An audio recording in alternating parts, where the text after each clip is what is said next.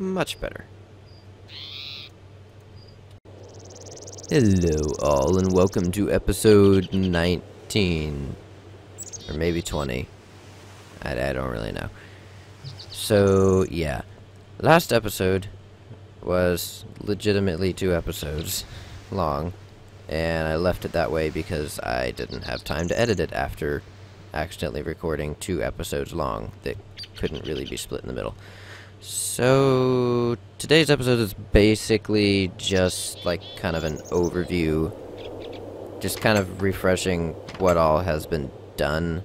So not really any more progress is going to be made here, so if you only are watching to see progress, then you don't really need to watch this one because nothing's really gonna happen. So yeah, hopefully will be another stream at some point, and then probably next episode will be the finale, just defeating the Ender Dragon and whatnot, even though I could have easily done that a long time ago, but oh well. I want to get the quantum armor because quantum armor is cool. So I don't know, that might be another episode, or I might just throw that in at the end here for the heck of it. So without further ado, let's jump into that. So to start the little overview, we have the actual house itself, and this nice little bedroom. Isn't it nice? So we've got the nice little bedroom that has birch walls on the inside, marble ceilings, some nice lights, nice little marble outcropping on the window, got a nice little window frame looking out on the patio. Got a chest that'll automatically fill up any food I give it. And then over here we've got the little machine station.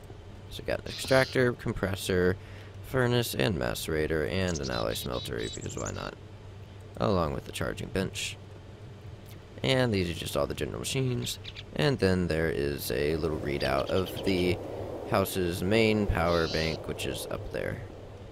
And then up here there's the charging bench, which has energy storage upgrades and overclocker upgrades. And those just allow it to charge things significantly faster, because faster is better usually. Over here we've got the little working area with storage. We've got a project table, bunch of different chests of assorted stuff, resources, all this. Got a transmutation tablet. The ores chest connects down to the auto processing system. Got another nice little window. Got a nice little patio out here, looking out over the little river, little farm, random skeleton in the lake that shouldn't be there. And of course my giant deadly volcano of death, because I pick wonderful places to live. All nice and brick covered. Got a nice little door that automatically closes when you walk in. It's a very nice little house. Got some nice lights. Got a light switch. You can turn them off. Turn it back on. Don't know why you wouldn't ever leave that. And then you've got the input for the auto sorting system and processing. Got a button to turn that on and off since it causes some lag. Up here we've got the power generation for most of the house.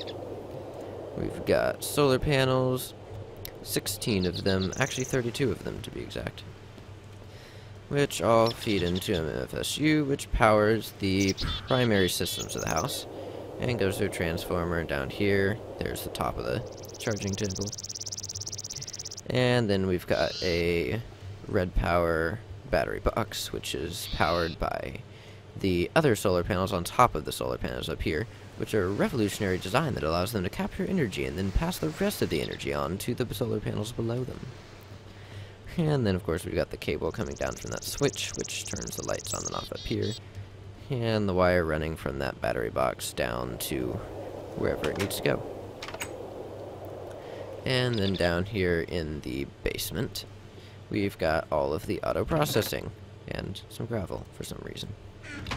Don't know how that got in there. And we've got an auto canning machine that if I put cans, empty tin cans, into this chest or this chest, and along with some food, it will take them and purify the food and can it so that it becomes edible And apparently you can eat zombie meat when it's in a can, because everything's better in a can, unless it's in a box. And then we have a macerator with 6 overclocker upgrades. And then we have a furnace, also with 6 overclocker upgrades. And then we've got the input from the mining machine down in the mining outpost. Got a switch for the timing system that controls everything, because again, it causes some lag. We've got a retriever, which is set to pull out some different food items from this chest, and also send filled tin cans over there. We've got an extractor for creating different types of cells, along with actually extracting the rubber from rubber tree sap.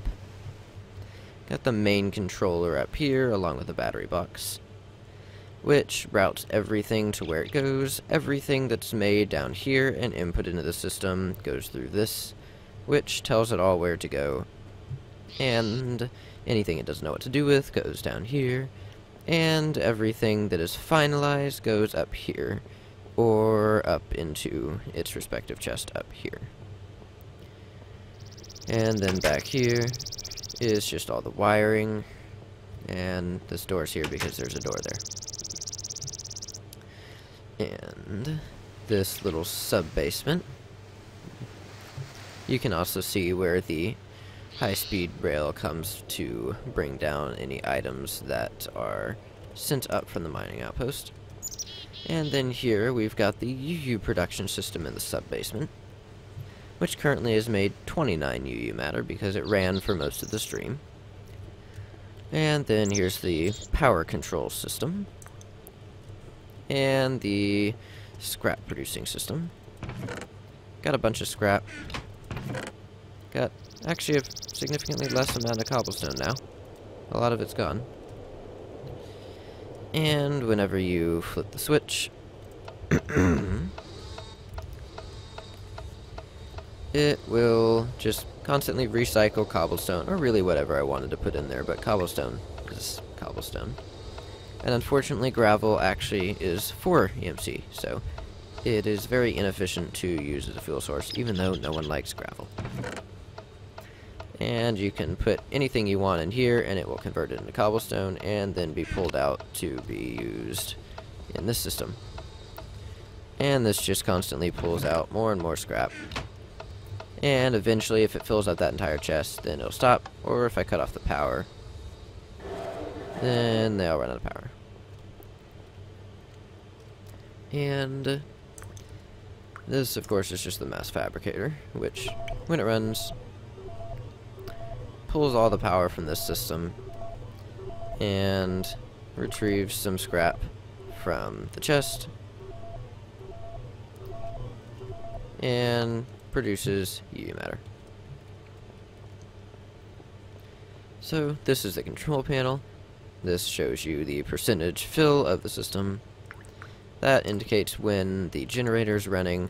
This converts the power from Buildcraft into EU for IC2.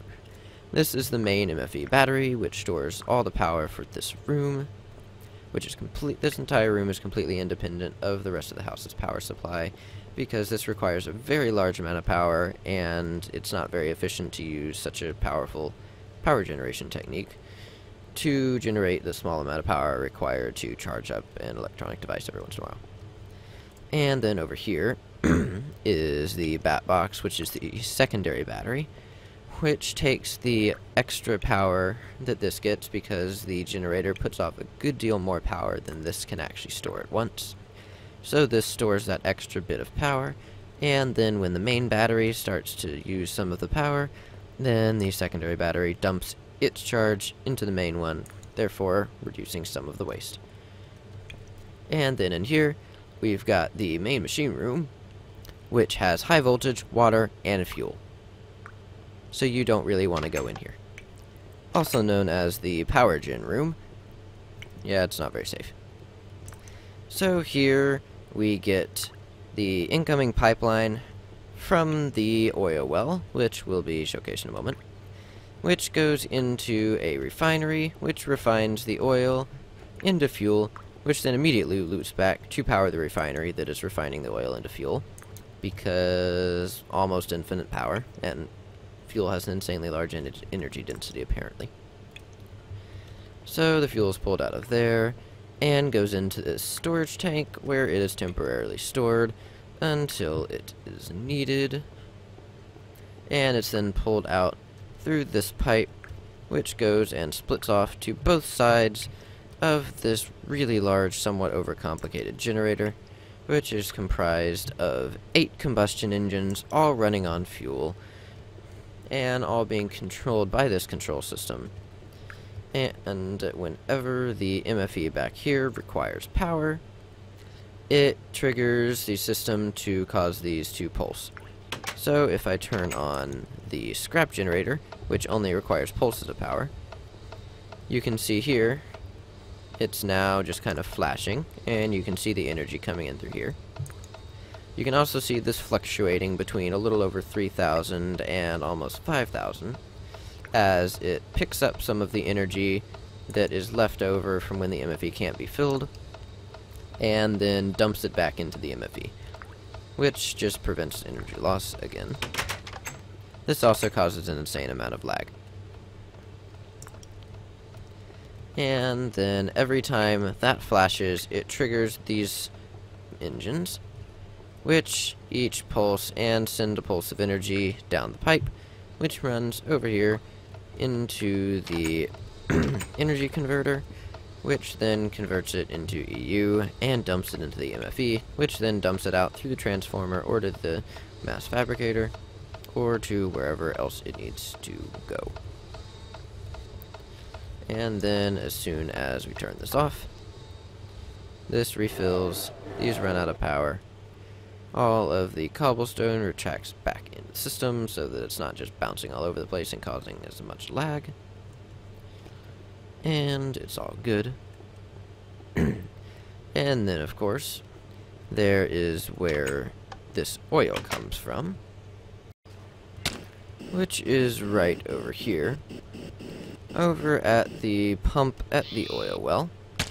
This one is currently inactive because I'm wanting to let some of the oil, let the rest of the oil all be processed, and then possibly replace this cable with a slightly less costly one, because this pipe is kind of really expensive and does not need to be. So I think that will work perfectly fine.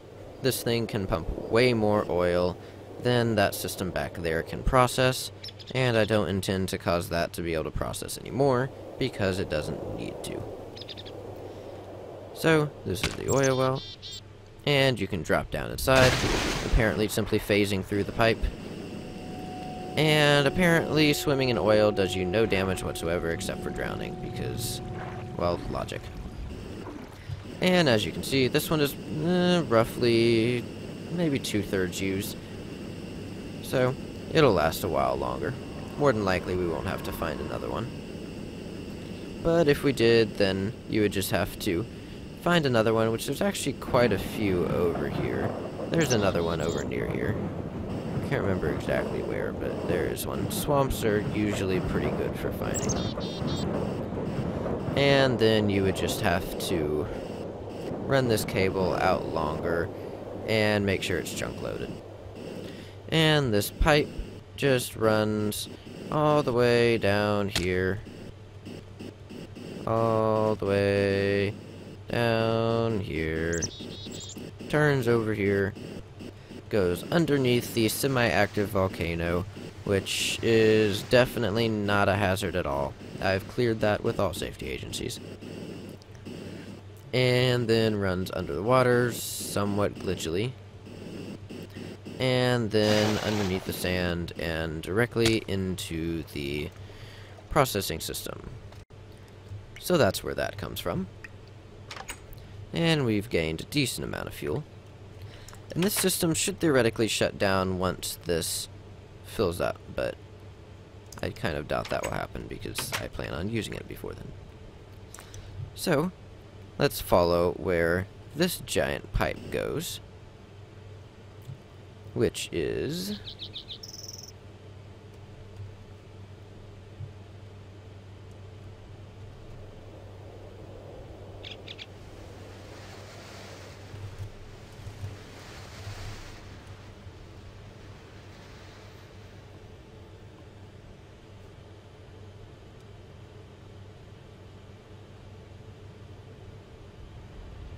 all the way down here, where we have the auto miner Mark 6 or 7 by now, and the little mini ore processing and just general sorting machine down here.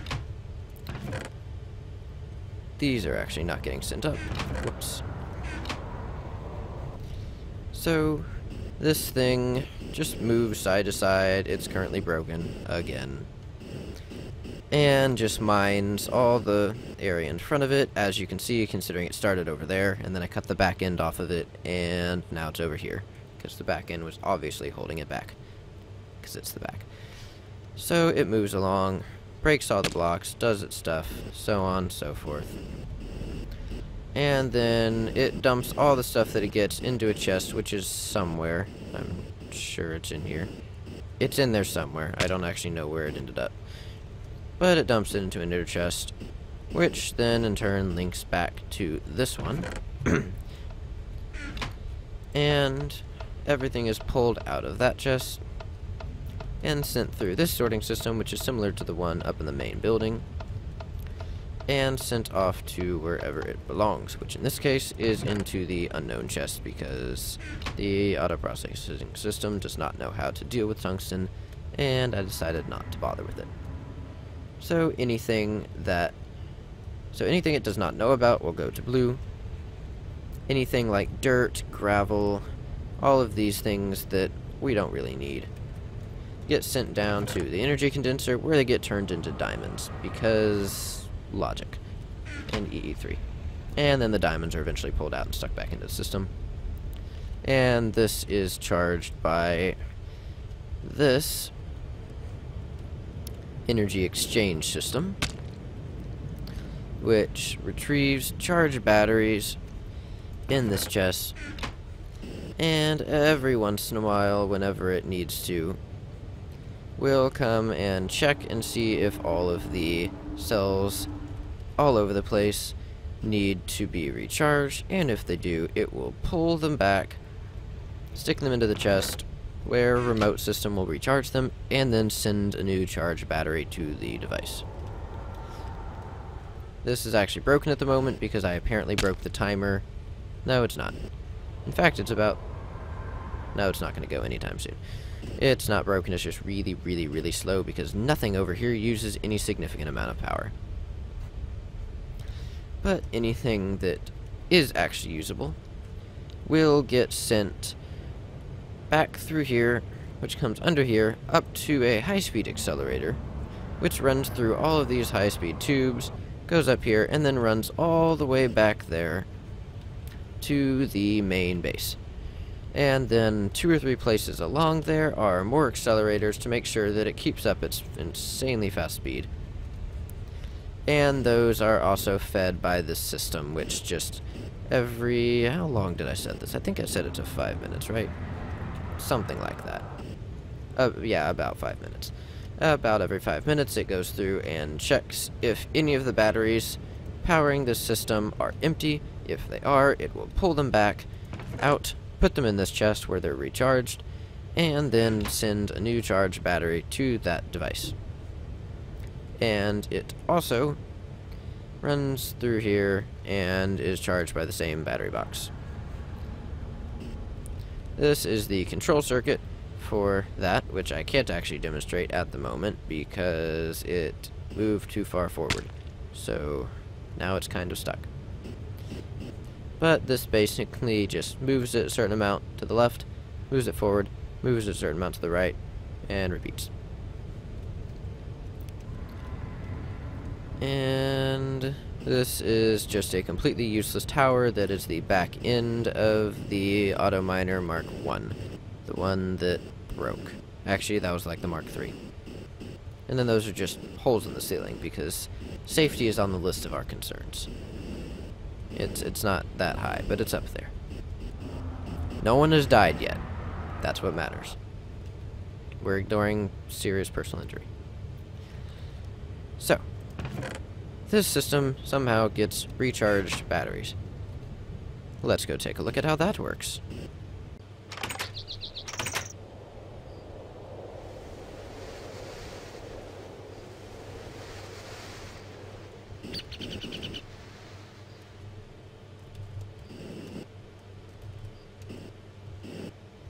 And all the way back here is the system that is responsible for keeping all of those batteries charged. And this is just a pretty big thing of solar panels, which powers this battery box, which every 5 seconds or so, this system checks to see if there is an empty battery in the chest. If there is, it takes that empty battery, pulls it out, inserts it into the battery box. The battery box charges it, and then the next 5 seconds, it checks to see if there is a full battery in the battery box. If there is, this pulls it out, as you can see, full battery, and puts it back in the chest, and just consistently repeats until all the batteries are charged. Or until it gets nighttime and it runs out of power. And then this is a measly little cactus farm that I put here because I needed a lot of cactus, because apparently cactus is used to waterproof pipes, which you need to transport oil. Who knew?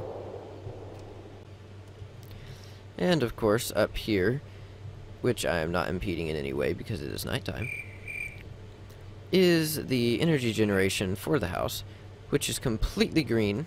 We are completely ignoring the giant oil and fuel generator that is directly below the house. That is the basement. That is not the house. This is the house's power supply, which is completely green. Yeah. These are the blue power, or rather, blue electric, red power, solar panels, and then below them are the IC2 solar panels. And they both somehow work on top of each other because physics. And they both generate power and store it in their respective batteries in the attic directly below. And then here is the nice, very, very well shingled house. Top of the house, rather. And that's what it looks like to fall off at the top of the house. Even when you have a jetpack and you forget you have a jetpack. Yes. And then, of course, we do have this little farm out here, which has a nice little harvest of flax, which will give a very large amount of string, which I needed very long ago, and no longer need at all, so most of it will probably just be melted down into diamonds, because EE. We also have a nice harvest of wheat, which is actually useful, because it provides a good substitute food whenever zombie meat is not available. Because everyone knows that consuming the flesh of your enemy... I'm just kidding. Good gosh, don't do that. Yep, just like I said. Right into the diamond maker. Well, actually this one makes rubies, but it could make diamond if I wanted. I just like rubies better. In this case. Yay, rubies. So I think that about wraps it up for this sort of episode, sort of just overview of what we've done so far. And more than likely, next episode will be either preparation for the quantum suit and a little bit of other stuff. Might be able to fit in another episode in here. Hopefully will be a stream to finally build the completely pointless but really nice looking aesthetically little stairway coming off of this, like you actually have on most houses that have balconies like this. And then likely the finale, where the Ender Dragon will meet his doom at the hands of an Archangel Smite, because this thing is OP as all heck. So, yes, that's about it. Follow me on Twitter if you want notifications for just general things. Follow me on Twitch if you want notifications for streams. That is a very, very weird place for those to spawn. Bye. Dang it. Come on. Ah. I have made my kill. So yeah, Twitch. And comment if you had a comment. Like if you liked the video. Sorry for it being relatively short this time, but the last one was literally almost an hour long. they're supposed to be half an hour. So, yeah, this one was, like, just kind of making up for that, so, whoops. And subscribe if you like what I do. Thanks for watching.